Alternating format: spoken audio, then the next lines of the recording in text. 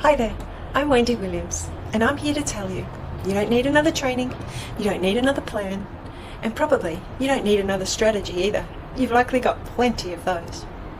What you do need is to stop doing that thing that you're doing that is pulling you up. And that thing is what I call a silent hidden contract. And that's what I want to talk to you about today. These silent hidden contracts, and once you see them, once you actually see them, you'll understand why nothing else has worked the way you wanted it to. A hidden contract is a silent agreement you've made with yourself, usually a very long time ago. It runs completely below the surface. You don't know it's there, but it knows how to stop you every time.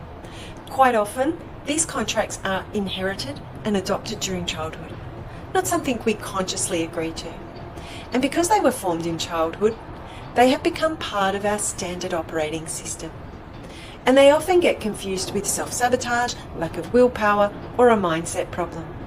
And you may hear yourself say, I keep self-sabotaging, or I don't have the willpower, or I need to shift my mindset. And I get it. It looks like that from the outside. But once you apply these labels, that shuts the door. It doesn't tell you anything. It just makes you feel bad about yourself and sends you back to trying harder. Now, a hidden contract is different. It's specific.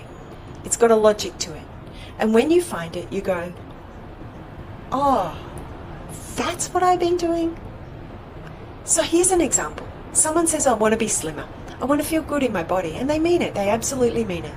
But underneath that, quietly in the background, there's another little voice saying something like, but people who are thinner are cold. They're not warm. They're not real. The women I love, the women who felt safe to me, they were bigger. And if I lose the weight, I lose something about who I am. Now, is it true? No.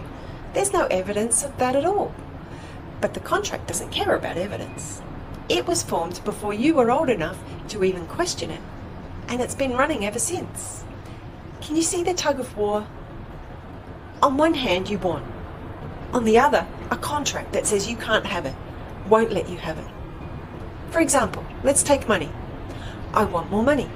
I want to be provided for. I want to receive, genuinely. But underneath, I have to earn it. I can't just be given things. What does it mean about me if things come easily? If I haven't struggled for it, it doesn't count. Or, what about this one? On one hand, I want to win the lotto. I want abundance. I want things to flow.